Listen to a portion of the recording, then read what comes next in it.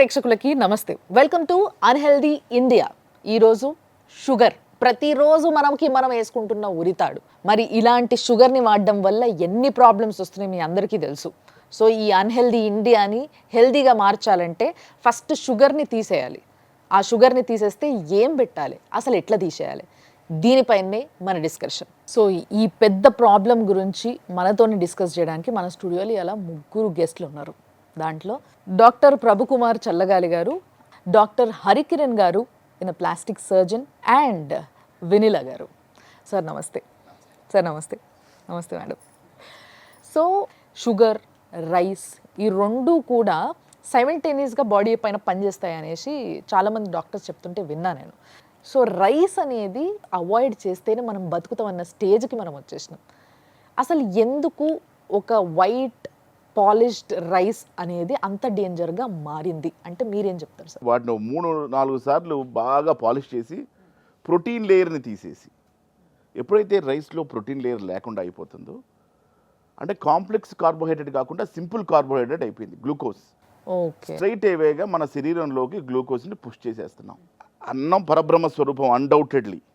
కానీ ఒకప్పుడు తిన్నటువంటి రైస్ వేరు, ఇప్పుడు తినే రైస్ వేరు. ఎస్పెషల్గా ఫస్ట్ తీసుకోవాలంటే రైసే హయ్యెస్ట్ అమౌంట్లో ఉండేటువంటి కార్బోహైడ్రేట్. కొంతమందికి ఏమో రైస్ తినకపోతే అసలు వాళ్ళు బతకలేమన్న ఫీలింగ్లో ఉంటారు. సో ఇట్లాంటి వాళ్ళు చాలామంది వచ్చి మీ దగ్గర ట్రీట్మెంట్ చేయించుకొని వెళ్తారు. దాని తర్వాత అయినా మారుతారా? అసలు మీరేం చెప్తారు వాళ్ళకి? ఆల్కహాల్ అడిక్షన్ లానే షుగర్ కూడా ఒక అడిక్టివ్ సబ్స్టెన్స్. త్వరగా మనకు ఎనర్జీ రావడానికి ఈజియెస్ట్ సోర్స్ మనకు వైట్ షుగర్ అని. అదర్వైజ్ వేరే ఇదే టైంలో మన కాంప్లెక్స్ తీసుకుంటే body takes more time to develop the energy, దాని ఎనర్జీ కన్వర్ట్ చేయడానికి. మాకు వచ్చే టైంకి ఆల్రెడీ హై కన్జంప్షన్ చేసి వెయిట్ పెరిగి, వెయిట్ తర్వాత వచ్చే రకరకాల ప్రాబ్లమ్స్ వస్తాయి. మార్బిడ్ ఒబెసిటీ వచ్చే ఇష్యూస్తో వస్తారు. ఆల్రెడీ వాళ్ళకి జరిగిన hormonal issues, PCODs related issues, లేదంటే హార్మోన్స్ ఇంబ్యాలెన్స్ వల్ల వచ్చే ఇష్యూస్. కొంత మెన్లో గైనకోమాస్టియా డెవలప్ అవుతుంటుంది, కొంతమందికి ఎకాంథోసిస్ అగ్రికన్స్ అంటాం. ఇన్సులిన్ ఎక్కువ ప్రొడ్యూస్ కావడం వల్ల చాలా కాంప్లికేషన్స్ ఉంటాయి. అందులో కొన్ని స్కిన్ మేనిఫెస్టేషన్స్. ఓకే మేడం, నేను మీరు ఇచ్చిన డైట్ చేయాలని అనుకుంటున్నా బట్ ఆపుకోలేకపోతున్నా అనే వాళ్ళకి మీరు ఇచ్చే టిప్స్ ఏంటి? వాళ్ళకి ఏం చెప్పి ఆపుతారు? 2 months డైట్ చేయమంటాను. వైట్ రైస్ తింటున్నారా? ఓకే, వైట్ రైస్ పోర్షను తక్కువ పెట్టుకోండి. ఫస్ట్ స్టమక్లోకి ఫైబర్ వెళ్ళాలి, ఆఫ్టర్ దట్ ప్రోటీన్ వెళ్ళాలి, ఆఫ్టర్ దట్ కార్బ్స్ జోలికి వెళ్ళండి. Okay, I plan like this. So తినే ప్యాటర్న్ని మారుస్తాను. డయాబెటిక్ పేషెంట్స్కి బ్రౌన్ రైస్ పడనప్పుడు ఆ తినే రైస్లోనే మొలకెత్తిన మెంతుల్ని కలపమంటాను. So I plan like this. ఇన్సులిన్ని ఎంతవరకు బాడీలో హై చేయకుండా ప్లాన్ చేయటమే నా ఫార్ములా. సో రైస్ని ఒక్కదాన్ని నేనైతే బ్లేమ్ చేయను. మీన్స్ మైదా దాంతో varieties. Means if you take more carbohydrates, అంటే ఎప్పుడైతే ఫైబరు, ప్రోటీను, గుడ్ ఫ్యాట్స్ తగ్గించుకొని ఎక్కువ శాతం కార్బోహైడ్రేట్స్ తీసుకుంటున్నప్పుడు బాడీ కూడా డెఫినెట్గా అడుగుతుంది. సో అలా తినని వాళ్ళని కూడా మోడరేట్ చేయగలిగినప్పుడే వాళ్ళని అది తినచ్చు అని, ఈ ప్యాటర్న్లో తినండి, ఈ విధంగా తినండి అని నేను చెప్పి మార్చగలను. కానీ కంప్లీట్గా మీరు మొత్తం మార్చండి అంటే నోబడీ విల్ లిజన్. డయాబెటీస్తో పాటు డయాబెటీస్ వల్ల వచ్చే మిగతా వ్యాధులు ఏంటి అసలు? తలకాయ దగ్గర మొదలు పెడితే కుప్పలు తెప్పల కాంప్లికేషన్స్ ఉన్నాయి డయాబెటీస్లో. ఓకే, కూడా డయాబెటీస్ ఒక వరం. మీరు దాన్ని కనుక మానిటర్ చేసుకొని జాగ్రత్త పడితే అత్యధికంగా ఇప్పటిదాకా చూసినటువంటి ఈ సెన్సెస్లో అత్యధికంగా జీవించడం వల్ల డయాబెటీస్, ఇంక్లూడింగ్ టైప్ 1 డయాబెటిక్స్ కూడా ఉన్నారు. లాంగ్ లైఫ్ ఉన్నటువంటి వాళ్ళు. ఎందుకు? దే మానిటర్డ్ ప్రాపర్లీ, కేర్ఫుల్గా వైద్యం చేసుకున్నారు, కేర్ఫుల్గా జీవించారు. మేజర్ కాంప్లికేషన్స్కి వచ్చేసరికి బ్రెయిన్ స్ట్రోక్, ఏదైతే రక్తనాళాలలో ఎథిరోమా స్క్లిరోసిస్ ఫామ్ అయ్యి గడ్డలు తయారవుతాయో, బ్రెయిన్కి చేరుకుంటే బ్రెయిన్లో గనక తయారైనా, అవి ట్రావెల్ చేసినా, రక్తనాళాల్లో ఫామ్ అయినా కూడా brain stroke. End organs damage అవుతాయి, ముఖ్యంగా కిడ్నీల దగ్గర కానివ్వండి. అంటే సన్నని రక్తనాళాలు ఎక్కడెక్కడ ఉంటాయో అక్కడ అన్నీ డ్యామేజ్ అయ్యే అవకాశం ఉంది. హార్ట్ ప్రాబ్లం, దాన్నే heart stroke. Brain stroke, heart stroke. తర్వాత మా దగ్గరకు వచ్చే పేషెంట్లు ఎక్కువ చెప్పేది ఏంటి? సరే, కాళ్ళు చేతులు మంటలు, బర్నింగ్ సెన్సేషన్. అసలు వాళ్ళు రావడమే ఈ కాంప్లికేషన్తో హాస్పిటల్కి వస్తారు. అక్కడ వెళ్ళి షుగర్లు చెక్ చేయగానే షుగర్లు అప్పటికే స్కై హైలో ఉంటాయి. So we give a tailored prescription. ఒక్కొక్క మనిషిని బట్టి, వాళ్ళ జీవిత విధానాన్ని బట్టి, వాళ్ళకు ఉన్నటువంటి లైఫ్ స్టైల్ని బట్టి, వాళ్ళు చేసే ఉద్యోగాన్ని బట్టి, వాళ్ళు ఉన్నటువంటి జెనెటిక్గా లావు ఉన్నారా, లేదు తిని లావు అయ్యారా, ఇవన్నీ కూడా మనం కన్సిడర్ చేసుకుని దాని తగ్గట్టుగా మనం వైద్యం చేసుకుంటాం. సో అట్లాగే నోట్లో పళ్ళు పాడైపోవడం, ఎక్కువ షుగర్స్ నోట్లో ఉండడం వల్ల టూత్ డీకే అవ్వటం. సో ఈ డయాబెటిక్ పేషెంట్స్ పళ్ళని బాగా కాపాడుకోవాలి. ఇంకొకటి gastropathy, autonomic nervous system damage అవటం వల్ల గ్యాస్ట్రోపతి వచ్చే అవకాశం ఉంది. షుగర్ వల్ల దురద ప్రధానమైన సమస్య, ఫంగల్ ఇన్ఫెక్షన్స్ ప్రధానమైన సమస్యలు. సో సార్ యాక్చువల్గా మీ దగ్గరికి చాలా లావ్ అయిపోయి చాలా కాంప్లికేషన్స్తో బ్యారియాట్రిక్ సర్జరీకి కానీ లేకపోతే లైపోసెక్షన్కి కానీ మీ దగ్గరికి చాలామంది పేషెంట్స్ వస్తూ ఉంటారు. సో వీళ్ళల్లో బేసిక్గా చూసే సమస్య ఏంటి మీరు? BMI 25 to 30, 30 to 35, 35+. 25 to 30 మధ్యలో వచ్చినప్పుడు న్యూట్రిషనిస్ట్ దగ్గరికి కానీ డైట్ సంబంధించిన ఆహార శైలి మార్చుకోవడం వల్ల చాలా వరకు రివర్స్ చేసుకోవచ్చు. Even early diabetic, pre diabetic stage ఉంది. ఇప్పుడు 30 to 35 వచ్చిన తర్వాత ఇది ఇంకా కొంచెం కాంప్లెక్స్ అవుతుంది. అప్పుడు ఇంకా ఈ చాలామంది వెయిట్ లాస్ ట్రై చేసి చేయలేకపోతున్నాము. అలాంటప్పుడు మేము కూడా ఆల్మోస్ట్ వెయిట్ లాస్లో we have to start metformin. Metformin అనేది చాలా కామన్ డ్రగ్. అది కొన్నిసార్లు యాంటీ ఆండ్రోజెనిక్ డ్రగ్స్ ఇస్తాం. కొంత విమెన్లో ఆండ్రోజన్స్ పెరిగిపోతూ ఉంటాయి. షుగర్ పెరిగినప్పుడు అన్నీ హై అయిపోతాయి. ఇన్సులిన్ హై, టెస్టోస్టెరాన్ హై, దాంతో వచ్చే కాంప్లికేషన్స్ చాలా ఉంటాయి మనకు. మేడం యాక్చువల్గా నిజంగా డైట్ చేసే కొత్తగా అంటే స్టార్టింగ్లో డైట్ చేసినప్పుడు చాలామందికి మేడం చక్కెర వస్తుంది మేడం, కొంచెం నాకు షుగర్ లో అయిపోయిందేమో మేడం, ఇలాంటి ఫీలింగ్స్ వాళ్ళకు ఉంటాయి. అది ఏమైంది ఏం కాలేదు వాళ్ళకి అనవసరం. వాళ్ళకి ఏంటంటే అదో ఇదో సాకు పెట్టి తినాలంతే. ఇంకో బ్యాచ్ ఏంటంటే ఆల్కహాల్ బ్యాచ్. దీనివల్ల ఆల్కహాల్ వల్ల కూడా షుగర్ పెరుగుతుంది.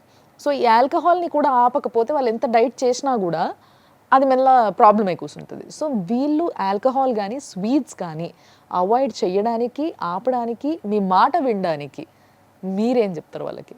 అట్లీస్ట్ 2 months హెల్దీ లైఫ్ స్టైల్కి వెళ్ళండి.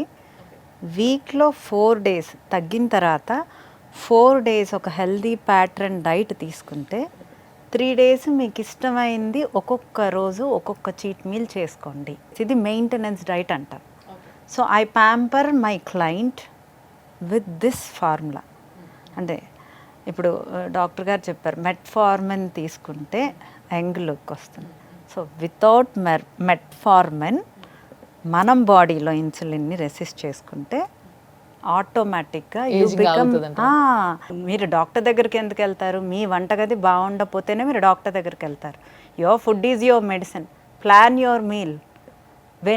వెనిగర్ పడేవాళ్ళు వెనిగర్ తీసుకోండి అనే చెప్తాను. Before ½ an hour take a vinegar పడని వాళ్ళు వదిలేసేయండి అంటారు. అట్లీస్ట్ లెమన్ పడే వాళ్ళని లెమన్ తీసుకోండి అంటారు ½ an hour మీల్. మీ బాడీలో ఇన్సులిన్ ఎంత లోగా ఉంటే యు ఆర్ హెల్దీ.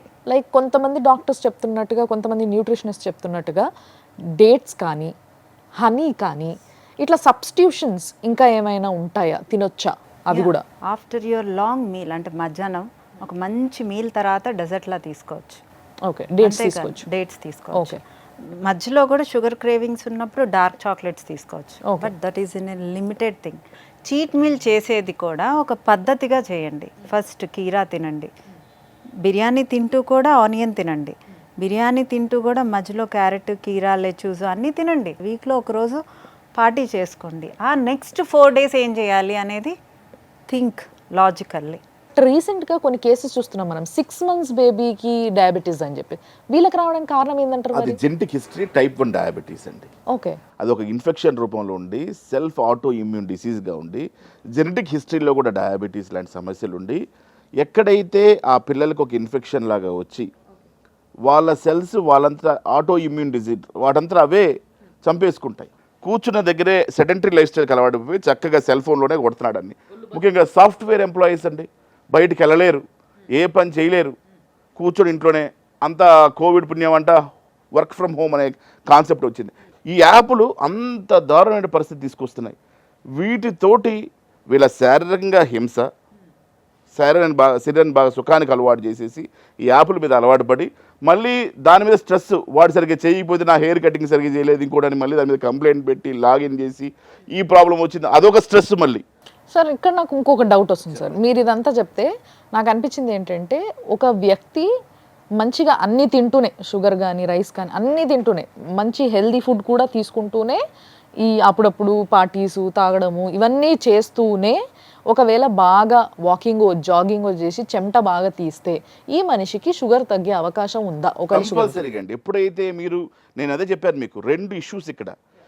ఎప్పుడైతే మీరు లైఫ్ స్టైల్ని మోడిఫికేషన్ చేసుకోవటం ఒకటి, మనం తింటుందేంటి, చేస్తున్న పని ఏంటి, ఈ రెండింటిని కనుక బేరీజు కనుక వేసుకుంటే, ఇప్పుడు ఇతను బాగా పనిచేసి తీసుకున్నటువంటి క్యాలరీస్ అన్ని ఖర్చు పెట్టుకుంటే, మన సుమన్ వీడియోస్లోనే చెప్పాను, బ్యాంకుల్లో డబ్బులు ఖర్చు పెట్టుకోండి, క్యాలరీస్ని మాత్రం ఖర్చు పెట్టండి అని చెప్పి. సో సార్, యాక్చువల్గా మీ దగ్గరికి చాలామంది ఏ ఏజ్ గ్రూప్ వాళ్ళు ఎక్కువ వస్తారో, ఒకవేళ చిన్న ఏజ్ గ్రూప్ వాళ్ళు వస్తే is there any other solution rather than going with surgeries? ఒకవేళ వెయిట్ ఎక్కువైపోయి కానీ ఇంకేమైనా హెల్త్ ఇష్యూస్తో కానీ. లిమిటెడ్ కండిషన్స్లో ఎప్పుడైతే మనకు వేరే ఆప్షన్ లేదన్నప్పుడే మనం సర్జికల్ ఆప్షన్స్ చూస్ చేస్తాం. చాలా వరకు లైఫ్ స్టైల్ మోడిఫికేషన్స్, తర్వాత కొన్నిసార్లు హార్మోనల్ ప్రాబ్లమ్స్ ఉంటాయి. అంటే కొంతమందికి థైరాయిడ్ ప్రాబ్లమ్స్ కానీ వాళ్ళది ఉంటే ఆటోమేటిక్ దాంతో ఉన్నప్పుడు ఆ రిలవెంట్గా ఆ ప్రాబ్లమ్ కరెక్ట్ చేయడం కానీ, కొన్నిసార్లు సింపుల్ మెట్ఫార్మిన్స్, సింపుల్ చిన్నవే చాలా వరకు. అండ్ వీ ఆల్వేస్ ఈ కంబైన్ ఈ ట్రీట్మెంట్స్ అన్నిటి కూడా life style and diet compulsory మనం యాడ్ చేస్తాం. ఓన్లీ మెడికల్ ట్రీట్మెంట్ అనేది ఉండదు. మా దగ్గరకు వచ్చే వాళ్ళలో అసలు ఒబిసిటీతో చాలా తగ్గిపోయి, ఒకప్పుడు ఇంకా ఎక్కువ ఉండేది ప్రాబ్లం. యంగ్ బాయ్స్ అంటే పీపుల్ ఆర్ ఇప్పుడు ఇన్స్టా సెలబ్రిటీస్, ఇప్పుడు సెలబ్రిటీస్ చూస్తుంటారు వాళ్ళు. మనం ఇన్ఫ్లుయెన్స్ చేయలేము. We are glucose driven people. Glucose తినాల్సిన అవసరం లేదు. మీరు ఫ్యాట్ ఇచ్చినా it will convert back into the glucose. మీకు లివర్ అనేది లివర్ ఏం చేస్తుందంటే ఏది ఇచ్చినా దాన్ని కన్వర్ట్ చేస్తుంది, దాని జాబ్ అది. మీరు షుగర్ ఇచ్చినప్పుడు అది దాన్ని వాడుకోలేకపోతే అది ఇన్స్టెంట్గా ఫ్యాట్ స్టోరేజ్ చేసుకుంటుంది, గ్లైకోజన్ ఫ్యాట్. సో మనం కనుక బాడీకి పని పెట్టకపోతే న్యాచురల్గా you're making the body's process easy. Liver పని చేయట్లేదు. లివర్కి ఏం పని? లివర్ పని అది. సో 100% షుగర్ని షుగర్ రూపంలో తినాలనేది రాంగ్ కాన్సెప్ట్. ఇప్పుడు నేను ఇందాక సార్ వాళ్ళని కూడా అడిగినప్పుడు చాక్లెట్స్ తినడం అనేది పిల్లల్లో కామన్గా చూస్తాం మనం. సో వాళ్ళని వాళ్ళు తినే చాక్లెట్స్ని కంట్రోల్ చేయాలి. పుచ్చు పనులు ఒకటి, మళ్ళీ దానివల్ల ప్రయోజనం ఏం లేదు, ఏదో సాటిస్ఫాక్షన్, అదో సంతోషం వాళ్ళకి అంతే. సో వీటిని అవాయిడ్ చేస్తూ పిల్లలు కానీ పెద్దలు కానీ, బట్ ముఖ్యంగా పిల్లలు వీటిని అవాయిడ్ చేస్తూ ఏవైనా కామన్గా తినాలి అంటే వాళ్ళకి ఏం పెట్టొచ్చు? పిల్లలకి అసలు యాక్చువల్గా 2.5 years తర్వాత నుంచి లైఫ్ స్టైల్ని మనం కనుక అంటే ఇలా పట్టుకొని ఉంటే వాళ్ళ హెల్దీ లైఫ్ స్టైల్లోకి వెళ్తారు. చాక్లెట్ తినొచ్చా తినకూడదా ఈ టాపిక్ పక్కన పెడితే, చాక్లెట్ని ఎలా తినాలి, ఎప్పుడు తినాలి, ఓకే, తిన్న తర్వాత ఫ్రీక్వెంట్ స్నాకింగ్ లేకుండా తినాలి. So you need to teach them, if you eat this you need to compromise this. Okay. So ఫాస్ట్గా సింపుల్ కార్బోహైడ్రేట్స్ ఎక్కువ ముందు పిల్లలకు అలవాటు చేయకుండా pulses, fats, protein, pattern of eating నేను చెప్పాను కదా, ఫైబర్ ఫస్ట్ పిల్లలు అంటే ఆ ఏజ్ నుంచి అయితే బాగా నేర్చుకుంటారు. సో ఒక 3 ఏళ్ళ పిల్లలు 4 ఏళ్ళ పిల్లలు ముందు కీరా, క్యారెట్, ఆనియన్ తిను, ఆ తర్వాత ఇది తిను అంటే they will start doing that. And milk, మనకి కర్డ్ అవసరం, మిల్క్ కూడా తగ్గించుకుంటూ, ఇప్పుడు అసలు యానిమల్ మిల్క్ తాగుతున్నామో మనకే తెలియదు. ఇన్సులిన్ రెసిస్టెన్స్ వచ్చేదే ఫ్రీక్వెంట్ స్నాకింగ్ వల్ల. So give the gap between మీల్కి బిట్వీన్ ఇచ్చి 7 o'clockకి ఎండ్ చేయటం నేర్పిస్తే పిల్లలు ఆటోమేటిక్గా హెల్దీ లైఫ్ స్టైల్ వాళ్ళే. ఇప్పుడు మాకు చాక్లెట్ తినాలనిపిస్తుంది, ఏ పద్ధతిలో తినాలి చెప్పరా please? Take it in the months after lunch ఒక చాక్లెట్ తినండి. చాక్లెట్ తిని మళ్ళీ 7 o'clock దాకా ఏం తినద్దు. 7 o'clock కూడా కొన్ని క్యాలరీస్ లెస్ చేసుకోండి.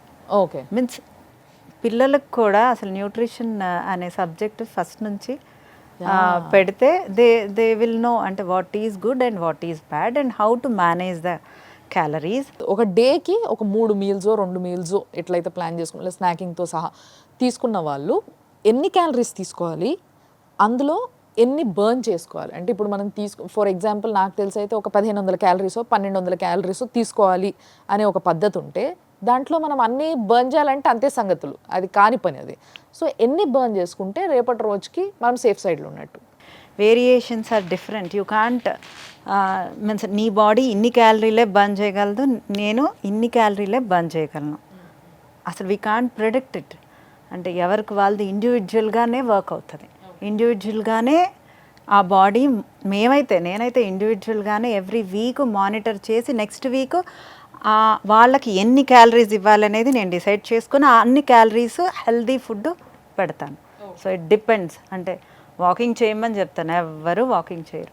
కాళ్ళకి చెప్పులు లేకుండా గ్రాస్ మీద నడిచినా కంకర రాళ్ళ మీద నడిచినా మీన్స్ అదే ఎంత అంటే 15 minutes ఆల్సో నీ బాడీలో డిఫరెన్స్ ఉంటుంది. షుగర్స్ ఎప్పుడైతే తక్కువ తింటున్నామో మీ మెంటల్ పీస్నెస్ కూడా తగ్గుతుంది. అంటే కంప్లీట్గా క్లోజ్ చేయమని చెప్పము, అంటే ఎప్పటి నుంచో మనం అలవాటు చేసుకున్నాం. అదే పిల్లలకి ఇప్పటి నుంచి అలవాటు చేయండి.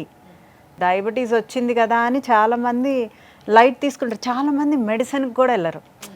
HbA1c 50 నుండి నా దగ్గరకు వచ్చి నన్ను క్యూర్ చేయమంటారు. 6 ఉంటే 7 ఉన్నా నేనేమన్నా లైఫ్ స్టైల్ నాకు క్లియర్గా మీరు మానిటర్ చేసుకుంటాను మారుతాను అంటే నేనేమన్నా రివర్స్ చేయగలను. 15 ఉన్నప్పుడు డెఫినెట్గా ఆర్గాన్స్ అన్నీ పాడవుతాయి. సో ముందు మీరు డయాబెటాలజిస్ట్ని కన్సల్ట్ చేయండి అని నేను బతిలాడి పంపిస్తాను. ఈ రోజుల్లో మన లైఫ్ స్టైల్కి, మనం తినే తిండికి, మనం బర్న్ చేసే క్యాలరీస్కి మనకి నానా విధాల రోగాలు వస్తున్నాయి. అవి దాచుకొని ఒక్కసారిగా బయటపడుతున్నాయి. దానివల్ల నిజంగా అవుతున్నది అన్హెల్దీ ఇండియానే. అందుకోసమే దాన్ని హెల్దీ చేయడానికి రెగ్యులర్ బేసిస్లో టెస్టులు చేయించుకోవడం చాలా చాలా ముఖ్యం, చాలా అవసరం, ఏజ్ గ్రూప్తో సంబంధం లేకుండా. అండ్ దాని తర్వాత ఇమీడియట్గా మీరు ఒకవేళ ఏదైనా ప్రాబ్లం ఉంది అని అంటే మీరు సొంతగా ఏదో చేసేసుకోండి. నో, ఫస్ట్ డాక్టర్ దగ్గరికి వెళ్ళండి, దాని తర్వాత న్యూట్రిషనిస్ట్ దగ్గరికి వెళ్ళండి. ఇద్దరూ చెప్పేది పాటిస్తూ బ్యాలెన్స్గా ఉంటే లైఫ్ చాలా హ్యాపీగా ఉంటుంది. అందుకోసమే వీళ్ళందరూ మనకి సమాజానికి చాలా చాలా అవసరం. So thank you so much sir, thank you so much sir, thank you madam. చాలా చాలా థ్యాంక్స్. చాలా వాల్యుబుల్ పాయింట్స్ చెప్పినరు. అండ్ వీటన్నిటిపైన డెఫినెట్లీ ప్రతి ఒక్కరు ఆలోచించాలి to keep India healthy again. Thank you.